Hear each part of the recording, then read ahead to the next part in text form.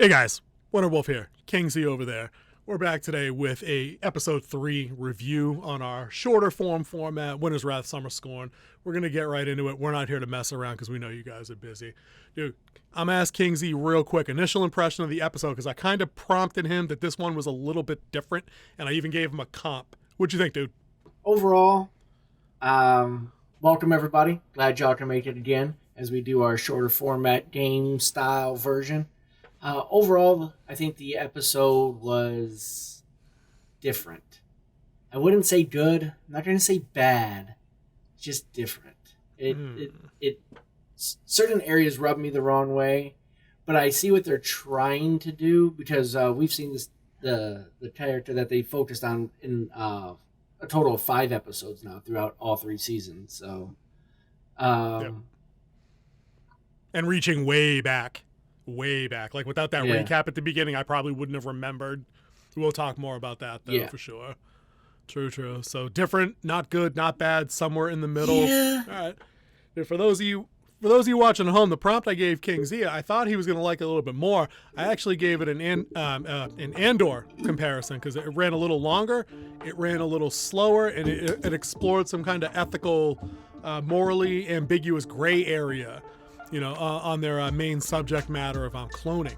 So I thought maybe you'd derive a little bit more of a direct comp to that. I'm surprised you didn't, actually. I think what got me more was, and I talked about this, is the overall performance. I think that pulled me out. Okay, all right. Well, before we get into our 3 points apiece, because that is our semi-game show format that we're trying to iron out for this shorter format kind of show that we're doing, I'll just give them a quick rundown to give the people a quick synopsis of what we thought on this one. So we're back in Mando verse. We take a page most recently out of The Last of Us handbook. We get a book-ended episode where the Mandalorian, Din Djarin, is partnered up with Bo-Katan doing some Mandalorian shit. Mm-hmm. We dip into the middle after they resolve kind of their opening act. We get a whole separate elsewhere story that does nothing to tell you the story about the Mandalorian and what he's doing. And then when that's wrapped up, we jump right back into the bookend, and Bo-Katan and Din Djarin wrap up their little segment of a story. Yep. And that's it. Like, that's pretty much the format of the show without breaking into the details. It involves some high-speed, aerial dogfights like we get out of Star Wars. And then that middle segment really, I thought, was a more grounded kind of after effects of the fall of the Empire, tie it back into how the Mandalorian story came around, and, kind of the program that was going to involve Grogu had the Mandalorian not intervened and basically rescued him. It was, going to be an attempt to clone Force-sensitive beings is kind of where they were leading. If you guys have been dinking around online watching particular channels, in fan circles, this is the episode that a lot of people are saying directly links the Mandalorian to the sequel trilogy, and how, now there's really not a whole lot of room to be backed out of committing to that particular timeline, because the clone thing, all according to some sources, leads into the whole the Snoke character from the sequel trilogy. So it's kind of unavoidable at this point. But that's the synopsis of the episode. Not too complicated. I thought it was a little bit more interesting than it looks like King Z did in the middle, but we'll get into that with our 3 points. King Z, you're the guest. You go first. All right, let's get 20 minutes on the clock. Boop. All right, so my first point will be the performance on it was very cardboard. It was very dry. It was hardly any emotion. They were their typical self through the whole thing. There was no change. She was always the go-lucky bad boy, do this type thing, push the boundaries. He was always the scared little scientist, and you're talking about the middle segment, just so people the middle know segment who we're talking about. With the doctor and the was it the rehabilitated empire? It was the and the conversation of when they got to rehabilitation housing was like the most generic conversation ever. It just, the performance, the writing, the dialogue was just cardboard. It was dull. It was boring. It made zero sense. Just people don't talk like that. It was, I thought it was bad. My wife even pointed out the same thing when we were watching. She's like, that is the dumbest conversation I've ever heard. you talking about when they were all hanging out and having Yes. drinks? That particular scene where there was a group of five. Yeah, that it was very cardboard. It was very drawn out, and yeah, just didn't like it. It just pulled me out of the whole episode, just like how cardboard these characters were. True. It's funny you mentioned that as your first point. So my first point is I'll shift them around a little bit just so I can jump off of what you just said there. I thought the whole idea of having a New Republic program that's kind of rehabilitating former Empire soldiers, technicians, professionals was really interesting.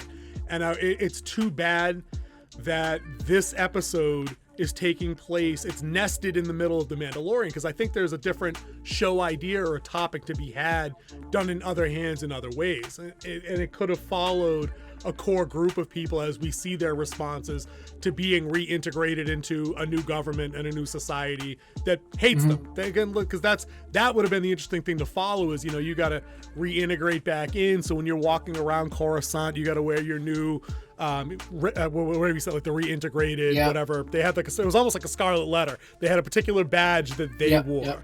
And I thought there was opportunity there to explore that concept, and you could have it like the one guy is just gung-ho, gave it all up. I'm glad to be here. I'll eat the crappy food. I'll do the crappy job. That'll be a bonus point at the end because I have something to say about the crappy job and communism as a topic there. But then you have the other person who's like the scientist in this episode who absolutely he can't get out of his mind the work he was doing for the Empire, for better or worse.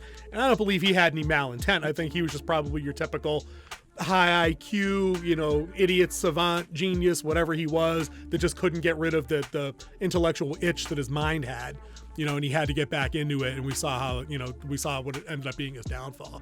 So I think there was an interesting idea to be had there, and it's sad that we're probably not getting. I don't think there's nothing to go from on this episode with this vignette, if you will. Like they're not going to go back to the character that did him in. Like I think they're done here. I don't think there's not an arc here to do because it's unrelated to the Mandalorian story outside of that was the doctor that would have worked on Grogu. Yep. But there's no reason for any of them to reconnect. And by the end of the episode, he's out of the picture anyway. Yep. So, give me point number 2. All right, point number 2. Well, let me go off your. Let me just piggyback off your point. Oh yeah, please, yeah. We do a little back. Yeah, let's do it. You were talking about like how they have a rehabilitation program for like their engineers and stuff like that. All they did was take what America actually did with Operation Paperclip, with the Nazis and everything, taking the rocket scientists and everything. Taking them before the Russians took them. So that's all. I drew that correlation right off the bat with this one. That's why I thought it was really interesting because we have that real life source to draw from, and I'm sure that's something that's common throughout military history.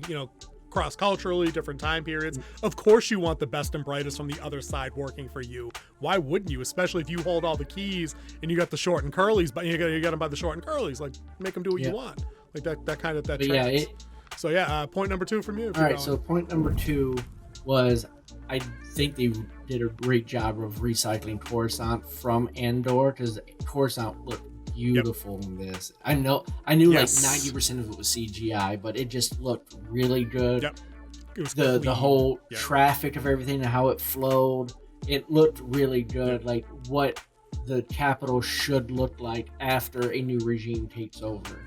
I thought the visuals on this was really good. It's just too bad it's had poor performance throughout it. True. I could see that. For sure. I don't have a whole lot to add on that point, but except the general agreement. I thought Coruscant did look good. It's cool to see things in later time periods. It's also cool not to see the same version. I think we've talked about this before in other Star Wars shows as we discussed. We didn't get the Blade Runner aesthetic, not really in this one. Not a lot of dingy, grungy neon. It was this show. It was an earlier episode, I think, that we were talking about. And it's like, it was even though it was night, it was still clean. Like it looked polished. It looked like a capital. So what do they call it? An ecumenopolis, like a whole citywide plan. Is a nice little word for it. So it did. It had an interesting vibe, and I kind of liked it. My second point, actually, kind of similar in its own little way. We all know I'm a fan of the TIE fighters. I love the TIE fighter thing. Seeing TIE interceptors, very cool. Yep. I did like seeing them in action. We did get them in a couple of spots there. But I like when Star Wars gets off the desert planets. Mm-hmm. I like Bo-Katan's homeworld because we got to dip back there. Calavana, I think, is where she was. And then, at the end of the episode, we're back on I think it's an unnamed planet where Din Djarin's, his Mandalorian group, they're kind of in hiding still in the cave system. I didn't catch the planet name there. But that was more of a beach desert aesthetic, so it's different colors. But even within the beach, you get the reds, the browns, the sand. So it's not just straight Tatooine, dull beige out into oblivion.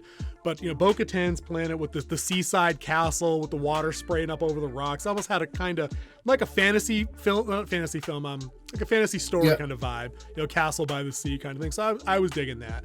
And I know we've kind of seen a little bit more of that on Andor lately because they had the prison system that was set up on the water in Andor. So we got kind of that kind of look. But I always like when they get, out of space stations, even though that's quintessential Star Wars. So it's nice that they're away from exploring the rest of the universe, showing the other planets. Well, it makes it feel bigger without making it feel too out of reach. Because in this episode, they're not doing the whole, well, how the hell did they get from the outer rim to a core world, in less than 15 seconds? Because, the sci-fi nerds out there we have that gripe when somebody can just appear where they need to be. Like, there is no, like, light speed isn't fast travel. Like, it still takes time to get places even at light speed. That's just how that is. But I thought that was a good look for them to have different places in this episode that were visually engaging. Just 10 seconds on the TIE Interceptor fight. I like seeing them. I love the design. I love the sound effect of the engines. I also love, they had this one shot. It kind of reminded me of old school Batman 88, 89, the first Keaton one, where Din Djarin he's being pursued and he takes his ship straight up and then he lets it go into free fall. But when he got up to the top, I'm like, oh yeah, that was the Batwing silhouetted against the moon back in the day. It was a dope shot because then he goes into free fall and it just absolutely obliterates the TIE that was pursuing him. Pretty cool. I thought the same thing when I saw it. I was thinking the same thing. Iconic shot. Yeah. I love the aerial combat so far in this show has been fun to watch because I said this in episode 1, I think. I like when the good guy, it was episode 1 of this show, when the good guys are aggressive in the space combat and they're not just being pursued and bouncing bad guys off of asteroids. Like Din's put some moves on some people with like the quick turnaround. I think he's done the whole Top Gun Maverick thing where he's hit the brakes and people have gone by him and then he comes in and he guns them from behind. I like Bo-Katan wanting to stick it to them after they bombed out her home. She took that shit personal, believe that. She's going to be all kinds of pissed going forward about that.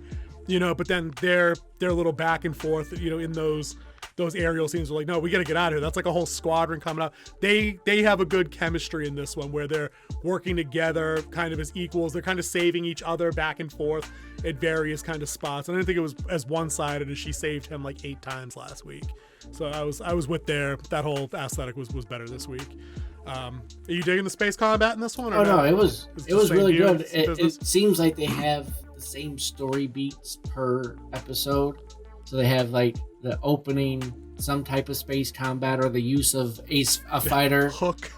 Then it goes into the slow part of the story, and then something big happens at the end. Like last episode, he falls in the water, and you see the creature. And then this one, you have the mythosaur. The whole her turning on who she's playing to be a friend, and then put him in a mind flare and erasing his memory and. Yeah, I didn't really follow. I let's take a sidebar on this one, just for a minute. Pausing the clock. Do that anyway. Pausing the clock. Sidebar needs to be done. Sorry, we're breaking format. Whatever. So we're led to believe that she's in the rehab program, and she's not like internal affairs trying to weed out rats or something like that. Like they weren't entrapping people to see if they could be trusted. Like she's just operating on her own. Where she's entrapping people and giving them up because she hates what she did so much for the Empire. Or she hates other people that did worse shit. No, she's still working for Gideon. What's going on here? She's still trying to she's trying to get his knowledge. That's why she had him go there and get the stuff he needed to proceed with the cloning process. But isn't he out of the process? Isn't he out of the story though? Isn't he captured and dead? No, they threw that curveball saying that, oh, didn't you hear he escaped? No, I heard they did this. So he's still in there. Yeah, he's going to show up So do you either think he's going to show up, I was saying, is he a surprise reveal? or Thrawn's going to show up. I think Thrawn they're holding for Ahsoka. Yeah, I think I've heard happens. that. I think it's happening, but that's a topic. And for we another also day. know. Sorry, so she's a plant. Basically, Lieutenant Biscuits is a plant. Then is what she is. Okay, all right, and that's why she approached him and brought him directly to where she needed to go for the decommissioned lab. Yeah, she did this. The classic building an asset. First, you make contact. You build rapport. Yeah. You build friendship. Then you have them do you a favor. I mean, the part that threw me though is when they get busted at the end. She walks right by the security force because she ratted. They got guns. She ratted on him, saying ratted him ahead of time. So they set the whole trap for him. Okay. Got it. Okay, so it didn't. My mind wasn't thinking along those lines at all with this kind of show because it's been kind of cartoony for the first 3 weeks, and it hasn't been an Andor level of subterfuge and backstabbery and skullduggery and things like that. So all right, so good. Then that actually makes me like this episode a little bit more than I did, which was already. I thought this was maybe possibly the best one so far for me. But all right, let's get back on the clock. All right, clock restart. Not restarting, but just starting back up. Thank you very much, King Z. Yeah, that's what I'm saying. Give us point number 3 if you're ready to roll. Point number 3 is I'm tired of them using the Mandalorian to set up other shows. And that's what I see with this happening. Oh, yes. They're using a great director and creator with Favreau to set up the rest of these shows that most of them are lackluster. The only one that wasn't lackluster, and they didn't use the Mandalorian to set it up, was Andor. Shocking. So I like that the time frame that it's in, because it's in that gray period, because we didn't know what happened when after the Empire fell in Return of the Jedi and before the New Republic was destroyed in the first episode of the sequel trilogies. Was it The Force Awakens? Movie 9, yep.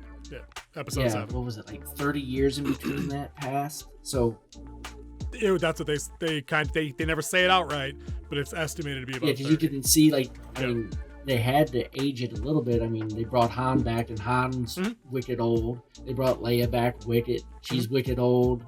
Luke, Yep. So there was a huge time pass. What happened in the Empire in that area since they got rid of all the books and everything like that? That's not canon anymore.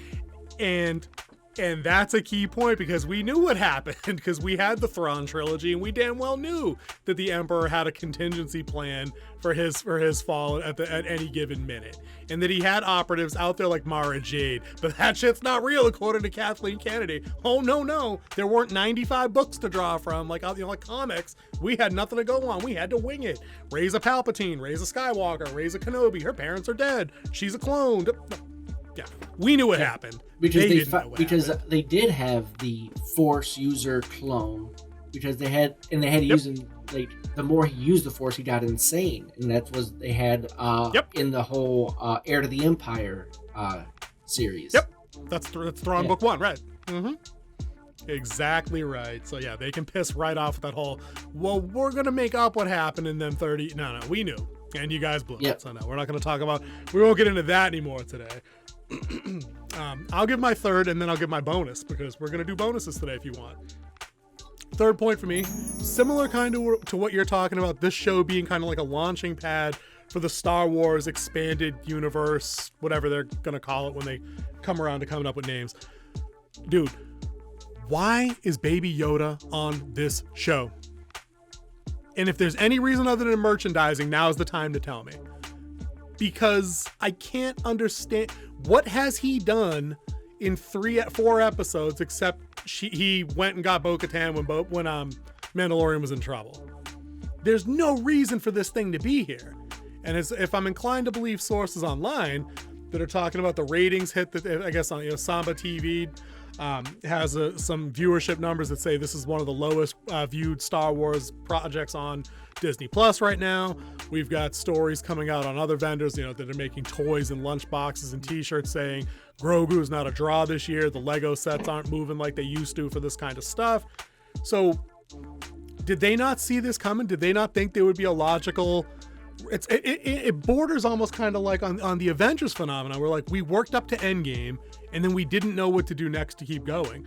Well, you worked up to Baby Yoda going with Skywalker at the end of season 2 of this show, and that was their Endgame moment. Like that's the Mandalorian carried this child with him to the expressed goal that he was supposed to, the mission he was supposed to execute and fulfill. He did. Like now he's literally just rolling around with the little green dude to keep him safe. Well, the safest place for him to be would have been with Luke Skywalker at the fucking Jedi Temple, you know, and not out with you in deep space getting chased by pirates, by cave trolls, by TIE fighters, by other space pirates on the ground. Like this show is legit a live action cartoon every time he's around, and it's sacrificing the ability to tell more complex, more nuanced, more subtle stories about a guy that's still trying to reconcile his parents being murdered by battle droids. You know, that he's trying to redeem his faith, that maybe he wants to do more cool bounty hunter shit, which was what I thought the show was going to be until they brought Baby Yoda on. So, I mean, I'm starting to get annoyed by this because I feel like it's become a bit of an anchor, and not like an anchor of like, yeah, I'm back for Baby Yoda, like a anchor around the neck that's pulling the show down. And what I can tell is what I think they're trying to do is the show The Mandalorian is referring to Grogu. I've heard that actually as a theory as recently as today. It's an interesting take. Tell me a little bit more about that if you can get a little. Because if you see through this season so far, every chance he gets to teach him something, he's teaching him what it is, the way of the Mandalorian. So you could see him that the Grogu is going to deny the Jedi Order because Mandalorians and Jedi Order are they butt heads. Yeah. Because one's supposed to keep the peace and peace and honor, and the other one's like, no, this guy's a dirtbag, we're gonna kill him.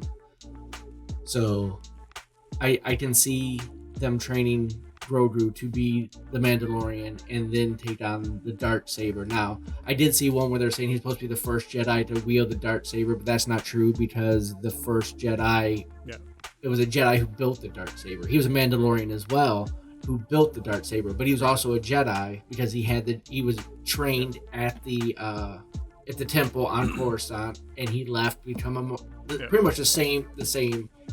And Grogu is mirroring the original Mandalorian's path. And I think maybe a showdown between that beast and the living waters and Grogu will be the season finale or the season 4 finale.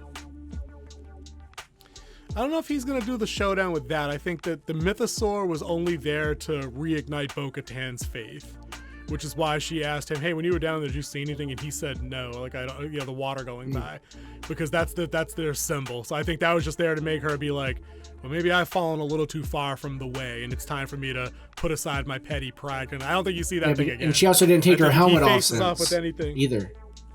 So right, and she's also a little quieter, a little bit more like, especially when they were clapping Din Djarin and Bo-Katan on the shoulder at the end of the episode. It wasn't like tearjerker moving, but it was like, okay, like, all right, you're part of something now. Like I was like, okay, I could see this, like welcome to the family kind of vibe. And not that it was easy to miss. It was pretty on the nose. I thought it was good. I think if you're right, if this theory is the thing, I think it'll be Grogu squaring off with some stupid dark side version that Moff Gideon succeeds in creating. Something that's not like dark baby Yoda, like not like a perfect parallel or a mirror, but something, another force being, maybe a prototype Snoke. And if that's the case, dude, Star Wars is dead to me. If that's actually where this goes, or if he becomes Snoke, if they actually pull an Empire Strikes Back card and have the bad guys win, as much as I'd appreciate that, I'm still done. Like, I'm not watching. I can't. Like, I can't be on board for that crap anymore. It's too much. It's too much when they purposely try to, like, just wrench the story as hard left or right as they can to subvert my expectations, if you will. Like, I can't tolerate much more of that. But, all right, that was 3 and 3, right? Can I do my bonus point? Bonus point. We're stopping the clock. Right. We made it with about a minute 32 left. That's what I'm talking about. All right. Let me tell you something about this New Republic reintegration thing. I got a little bit more to say on that, right? You know why I love that most is because it reminded me of about 47 books I read coming up through school. It reminded me of Anthem. It reminded me of Brave New World. It reminded me of 1984. It reminded me of Atlas Shrugged. It reminded me of, I don't know, like 5 or 6 other things. Not Fahrenheit 451, I guess that was a little bit too far out there, but it reminded me of all those things where it's like, it looks like Utopia. On a very superficial, polished level, everything looks perfect. But the scientist didn't even have a name. They gave him a number, right? They gave them all numbers. You don't get to have a name. You get to wear the same blue jumpsuit as everybody else. You get to live in the barracks like everybody else. And the doors didn't even have numbers on them. Like you're just there. We get shots of him working at a cubicle, which reminded us of the security guy from Andor. Like when he lost his captaincy, he had to, he got busted down in like, what was it, like the Department of like Weights and Measures or whatever, like basically the Imperial equivalent. So so we've got a brilliant geneticist, like a top tier scientist who's giving speeches in this episode to like millions of people, via holo format and everything else.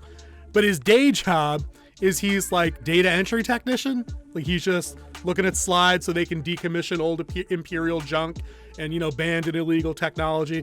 But deep down, he's like a 500 IQ guy. And this is my anti-communism rant for the show.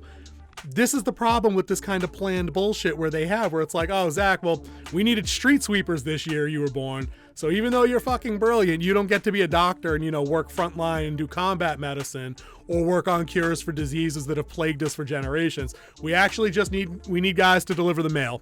So you're going to have to go do that now. We're not going to take any of your previous background into account or your aptitude. And we know they have aptitude testing. We've seen it in other places where they, the Imperials used it to gauge who could join the flight academy versus who would just be like a, boots on the ground type. You know what I mean? We know that an advanced civilization has shit like that. But no, it looks picture perfect. But at the end of the day, they're telling you what to go, like what to wear, where to live, where you can go, because they had to basically jump a turnstile to get to an unrestricted area that bordered the restricted area they were trying to get to. You know what I mean? So it's like their whole... And I think... in the context of like, it's like work release, like I get some of the restrictions, but it's still kind of like, I see why this guy made the decisions he made. And I think that... and that's the chaotic good the in me. main reason about him is that they're not using him to his potential because, one, you just see a very weak New Republic, and they hinted at that in Force Awakens as well, that the New Republic is weak. They didn't want war ever again, and they even hinted that in this episode that they're going to decommission the Alliance fleet. Yeah, which was stupid. Yeah, because pirates are still out there. You still need to have peace. The huts are out there. The number one thing is if you want peace, if you have peace, you must be prepared for war. Prepare for war. Sic vis pacem parabellum, man. It's not rocket science. I think a lot of his restrictions. I just wanted to comment and why it looked like that for him is because he's worked with these. Why he had to go see the counselor every day. Why he had. Oh yeah, but again, I think that's that same breaking you down of checking in and to see your canned responses, because I think that you watch for canned responses too. And it's like, and his posture changed from chat to chat, where at the beginning he's all happy to be there, back straight, feet flat, and then by the last one he's interrupting the droid and asking questions, and then walking out mid-sentence while the droid's like, well, thank you for participating. He's already out the door, because he's made up his mind. He's going to go do the testing stuff. But yeah, dude, so I just wanted to bring that point up, and that's why, as dangerous as as freedom is to some people, that's why we have that shit and we don't let other people tell us what jobs to do or where to live. Like sometimes circumstances dictate how we live, but it should never be a centralized planning board that tells you who to be and how to be. That's fucking stupid. But dude, anything else you wanted to throw out there this week except our usual like, subscribe, comment? Trivia for you. Did you recognize where they live? Go. In episode? The scientist and the reintegration guys? Was it security officers building? Or was it the building that the blonde chick from Andor met up with the shopkeeper from Andor in? It's the one where he went to go see his mom. It's a recycled set from where he went and stayed with mommy. Okay.